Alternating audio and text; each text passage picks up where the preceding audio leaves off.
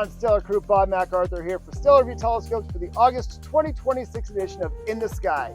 It is Milky Way season. We are in the thick of it. I love this time of year. Even though the nights are short, they are warm. Put on some bug repellent and get out with your telescope and observe the summer Milky Way.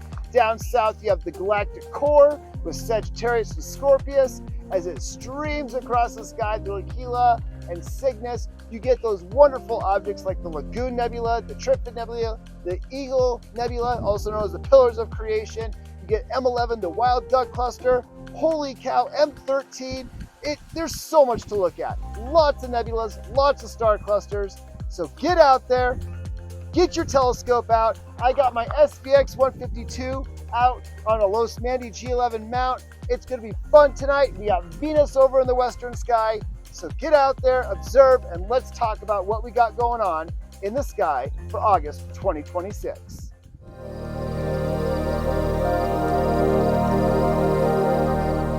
All right, what's going on, Stellar Crew?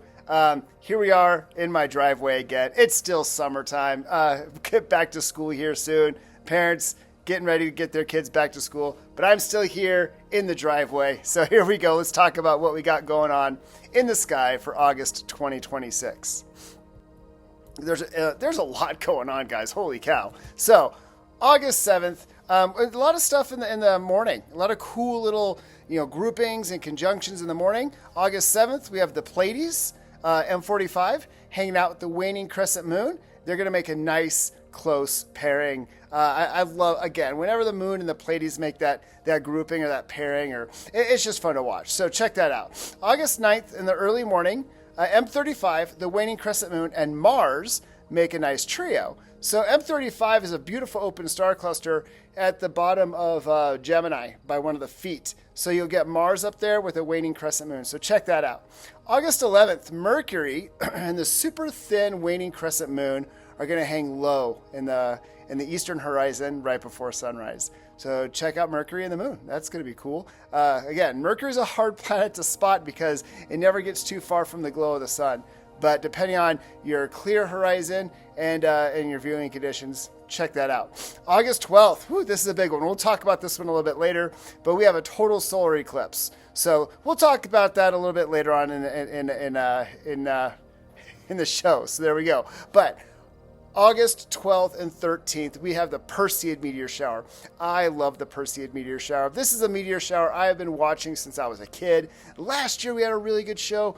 This year, could be another really good show. Plus, we have the new moon in our favor. So nice dark skies. In the city, you'll see a few, but if you can get out to a dark sky location, there's a good chance you could see dozens of meteors on the night of the 12th and the 13th. The Perseid peaks better in the early morning because that's when the constellation Perseus comes up and you have the radiant where all the meteors will be coming from. So best after midnight. So check that out. You'll see some the week before and the week after. So it's a great meteor shower. I love that. Plus it's warm out and not super cold. So August 15th, just before sunrise, again, we have Mercury hanging low in the sky with Jupiter. So check that out. We got Mercury and Jupiter. We're talking about a half a degree apart. That'll be a cool photo op. But again, be careful because it's not that far from the sun. I want to say it's about 15 degrees from the sun. So you got to be careful viewing. So try and get it really when it's starting to pop up in the eastern horizon. So get a great view, a nice clear view of that eastern horizon, and try and get Mercury and Jupiter together. Oh, that'll be a cool opportunity. So now, same day, but after sunset, we have the thin waxing crescent moon and Venus. Venus has just been a beacon in the night sky, in the evening sky. So on the 15th, we get that waxing crescent moon because it's up there with Venus. So check out that after sunset and then before sunrise the same day, see if you can get Mercury and Jupiter. Now, August 20th, the waxing gibbous moon is about 1.5 degrees away from Antares. That's a fun one to get because you have that nice bright moon, and then that color contrast of Antares, which is a super red giant star. So check that out. Also, because it's going to be really close to Antares, try and get the moon, Antares, and see if you can get the M4, which is a beautiful globular star cluster in that same area. So check that out. Also, August 28th into the 27th into the 28th, we're going to get a very deep partial lunar eclipse. Now, what do I mean by that? It is almost a total lunar eclipse. I mean, almost. We'll talk about that a little bit later. So, yeah, there we go. So, a lot of cool things to check out with the planets and the moon and just the sky, meteor shower, a lot of cool events. So, get out there and check it out. So, the solar system. A lot of stuff going on there. Like I said, we got a solar eclipse and a lunar eclipse. We'll talk about that. Your new moon is on August 12th, which makes sense because that's when the total solar eclipse is. And the full moon is August 28th, which is when the lunar eclipse is. So plan your observing sessions accordingly. We have some great... the sun has just been going. It has been fun to observe the sun with my Heliostar, with the white light filter on my SVX90T. The sun has been putting on a really good show. Now, planets, we're kind of in a weird season right now with planets. Venus is looking great. There's a shot that I took of Venus actually just recently. It is in that gibbous phase, actually probably more so in that kind of half Venus phase. But as it is now moving from behind the sun to in between the Earth and the sun, you're going to watch Venus get bigger. And you're also going to watch Venus go from a gibbous phase to a half phase to a crescent phase over the next few months. So check that out. The moon, always fun to observe. So, but Venus is the one putting on the big show in the night sky. Saturn is starting to become visible. Around midnight, just after midnight or around that midnight time, Saturn is starting to rise. I had a really good time enjoying it in July, and we're getting closer and closer to good Saturn season. Up by Saturn, we also have Neptune, so Neptune's there. And then we also have Uranus, Mars, up in the morning sky, and then Jupiter starting to get in the morning sky, and Venus. Not to mention, Mercury's up there with Jupiter. Not to mention, last month Pluto is in opposition, so check Pluto out. We have a bunch of great asteroids, so there's a lot to observe. So go to theskylive.com. It will talk about what asteroids are visible. Comet 10P Temple, putting on a great show down there in Capricornus. I think now moving down towards Aquarius. Great views of it in July. I had some really good views. It was around a 7th magnitude. I think it was going to be around 7th, 8th magnitude. So great comet. But again, theskylive.com tells you what asteroids, what comets, where the minor planets are like Pluto, and just get out there, check out that website if you want to try and shoot some of that stuff. Again, Stellarium, Sky Safari, also really good to kind of plan out your observing sessions. I love getting on Sky Safari and doing a search and searching them, and now I have an object list for the night. That's kind of what I've been doing lately. It's fun, but I've been writing down some cool stuff. So get out there. Use Stellarium, use Sky Safari to see where things are positioned, planet-wise, comet-wise, minor planets. Yeah. And again, spaceweather.com helps out a lot with the sun. There's been a lot of great activity. Some X-class solar flares, M-class solar flares. So check out what's going on with the sun. Now remember, if you are going to view the sun, please, please, please make sure you are using the proper solar filter. We got to keep these eyes to do our viewing and our observing. So H alpha, the Heliostar from Skywatcher is great. And if you're using just a regular telescope like the 152 I got back there, the 90T, make sure you have a good white light filter for the front. So, but let's talk about the lunar eclipse, because that's the eclipse that we are getting here in the Western Hemisphere. It is not going to be total, but it's going to be really, really, really close. Kind of like that shot right there of the lunar eclipse on March 14th, 2025. I believe that one was a total lunar eclipse, but that was right before it got total. So it'll be deep. You'll get that nice red glow, but you'll get a little bit of that sunlight still shining on part of the moon there. So yeah, so get out, check it out. I wrote my times for Denver right there. The partial eclipse begins at around 7:29, maximum is about 10:12 p.m., and then the partial eclipse ends at 11:51 p.m.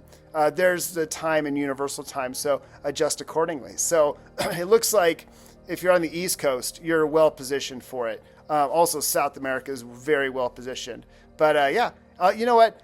Timeanddate.com, excuse me, timeanddate.com, phenomenal website to know when the equinoxes are, when eclipses are. So I really encourage you guys to check out that. I put the website there for this lunar eclipse. So yeah, check it out. Lunar eclipses are fun, and they're actually really fun to shoot with your cameras. My shot, I just do with it like my Canon SLR. So there you go. So let's talk about the solar eclipse. So a lunar eclipse, you have the sun, and then you have Earth, and then the moon is passing in Earth's shadow. So the shadow of the Earth is shining on the moon, giving the moon that reddish glow. And actually what causes that reddish, yellowish, orange glow, depending on the eclipse, is that sunlight shining through our atmosphere, and our atmosphere refracting or bending that light. And we get those long wavelengths of light shining on the moon, causing the moon to turn that reddish orange color. Now, for a solar eclipse, that is when we have the sun, and then the moon, and then the Earth, and the shadow of the moon is hitting the Earth. If you've ever seen a total solar eclipse, you know how amazing they are. I saw the one in 2017 in Wyoming. I saw the one in 2024 in Texas. That is a shot that I got with my SVX90T at the Texas eclipse just outside of Dallas. It was unbelievable.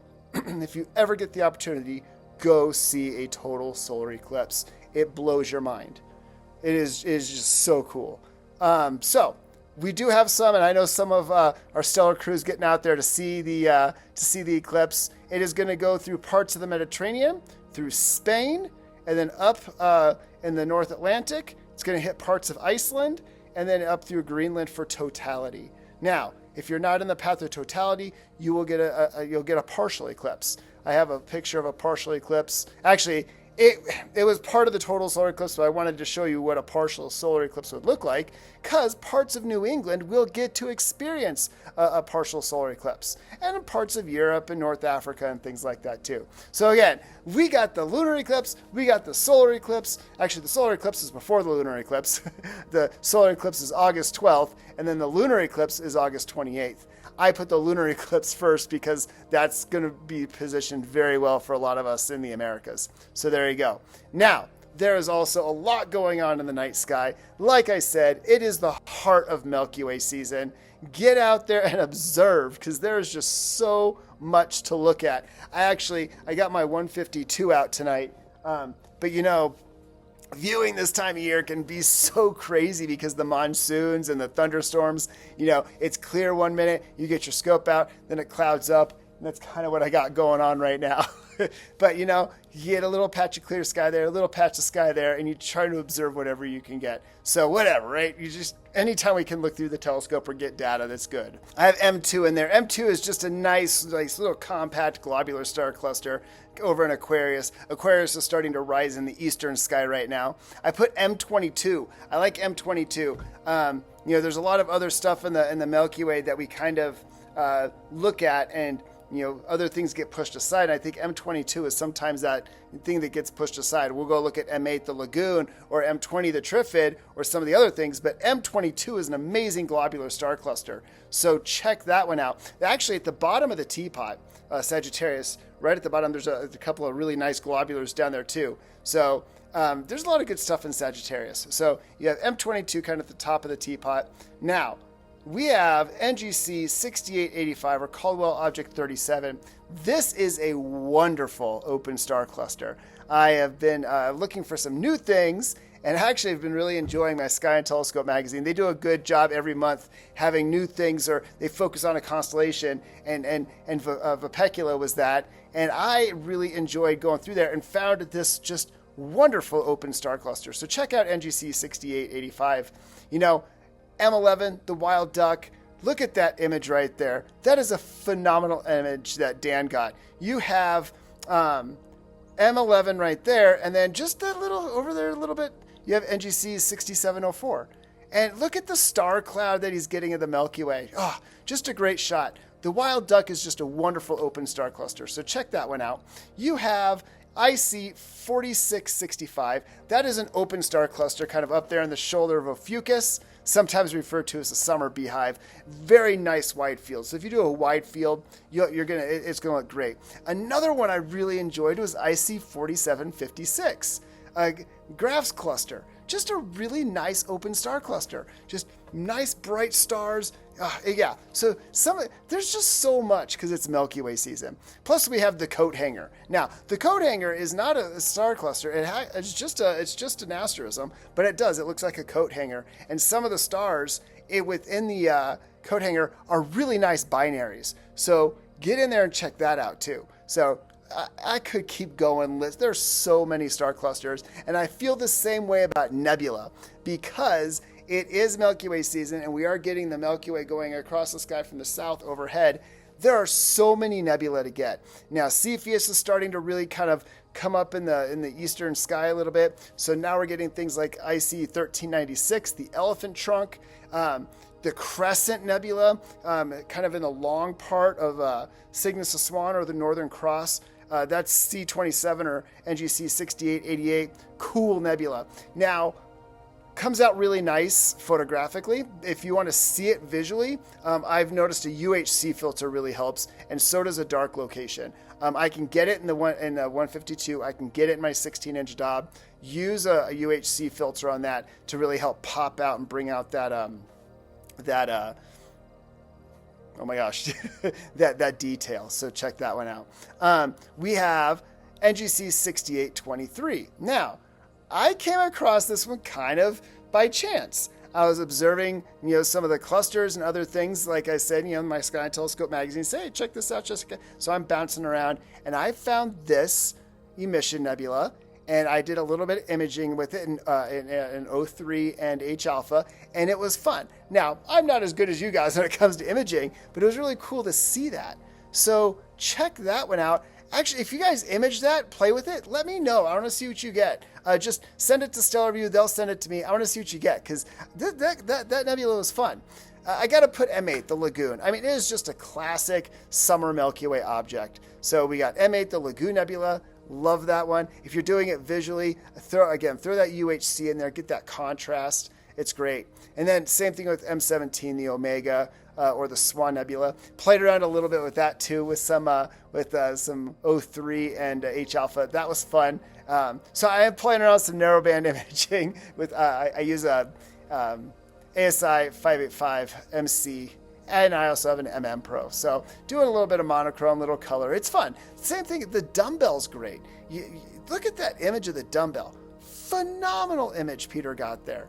Just great. And that was with an SVX 127D.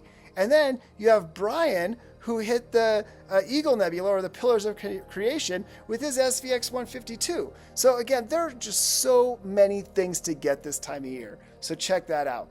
This one, the Snow Globe, it's a cool little planetary in Aquila. And one thing I try and do for y'all is I could list all like the traditional summer objects we like to look at, right? But there's just so many things I think we forget or try not to or we don't even think about seeking out. And I think NGC 6881, the Snow Globe, is one of those things. So this one was really cool to get just a nice, just good size kind of bluish glow in my refractor. I want to try and image this. If you image a 6881, please, again, let us know. Now, the summertime really isn't known for galaxies, but there are some galaxies to look at, like the Milky Way. I love just scanning the Milky Way with my telescope, whether it's my 152 or my 90 or even my 16-inch Dob. And I got a nice pair of binoculars, Oberth binoculars. They're just great. And that's one thing I actually really enjoyed doing when I was down in Chile in June, is just scanning the Milky Way and looking at all the clusters and the nebula and the dark lanes and the structure. I encourage you to do that. Sometimes we get at our screens or our eyepiece, and sometimes, especially if you're at a dark sky site, it's just looking up and taking in the sky. So do that for sure, right? Check it out. But we have Bernard's Galaxy, and there, John Talbot got a great shot of it there. It's a dwarf galaxy of the Milky Way, so check that one out. We have the Draco Triplet, NGC 5981. at 5982 and 5985. I like this because it's three different, you have two spirals and elliptical, and one spiral is more edge on and one's more open. So really cool. And they're just kind of lined up. So check that one out. I know some of you have imaged it. It's really cool visually too. This is a one, again, just fun. Happened to find this one, NGC 6814. Cool little kind of open up spiral galaxy. So check that one out. And the fireworks is a great one too. It's summertime, 4th of July and fireworks and things like that. Not out here in the West with all the fires. So please be careful with fireworks. But instead of lighting off fireworks, just go look at the fireworks galaxy up in Cepheus and Cygnus. I really do like this galaxy. And again, like I said, just look at the Milky Way, right? So, as usual, I try and get some really great binaries. And I found some gems this month. I really enjoyed searching out some new binaries. And I got my notes here. Out of all of these, the only one I had really observed before is Delta Cygni. But there are some other great ones like Struve 2735 or HR 8010 and Delphinus. This is a cool one.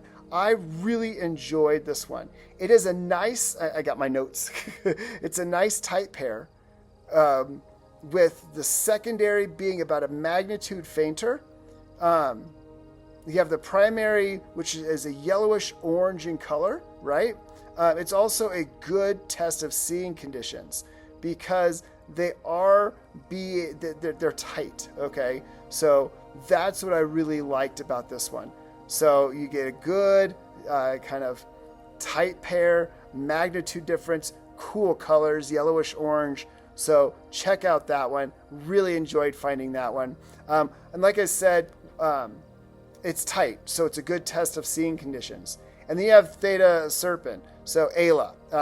This is a great one. It's a binary that's very nice, similar brightness stars, similar color like yellowish white, and a really nice, easy separation. So this is a good one to get to. Just solid, beautiful, bright, yellowish white stars. Check that one out. I do like Delta Cygnus. I think what happens is we all look at Alberio, which is at the bottom of the cross, and we don't look at the other parts of Cygnus when it comes to binaries. But Delta Cygnus is a nice one. Nice tight binary, good color. You have a primary blue, a whitish or yellowish secondary, and again, it's tight but doable. So check out Delta Cygni, and then we'll end up on 70 Ophiuchi. Tight but nice separation. Primary is yellowish white, secondary is yellowish orange, so you get kind of a yellowish or white. Yeah, so kind of a cool color difference and a nice magnitude difference. So I really do try and find some good ones for y'all. I just think these, and I've said it before, these refractors, the SVX refractors, just showcase binaries. You get that airy disk and just beautiful. And when you have good seeing conditions, getting those tight binaries to separate is just so good, right? So it is August. We are in the heat. Literally, depending on where you're at. We are in the heart of Milky Way season, and unfortunately for some of us, the heart of Milky Way season also happens to be the heart of monsoon season. It's starting to clear up, so I might be able to get something, and the moon's starting to pop out through the clouds. So, so as summer vacations are wrapping up, as family vacations for summer are still going or wrapping up, just remember to look up, right? It is a great time of year to get out. The weather's good. Get out and see the Perseid meteor shower. Put on some bug spray. Get to a dark sky location and take in that Milky Way. When we get out there and we see the Milky Way streaming across the sky, there's something about it. It changes you. It gives you a place in the universe, right? And it's just, whether it's in the southern hemisphere, seeing that Milky Way, or the northern hemisphere, it's just phenomenal to see that Milky Way galaxy. So get out there, observe with your eyes, take images, share that stuff with your friends, because that's how this hobby grows, is by sharing it. That's how this passion grows, is by sharing it. So get out there, have fun, get your gear out there, get involved in your local astronomy clubs, and keep looking up.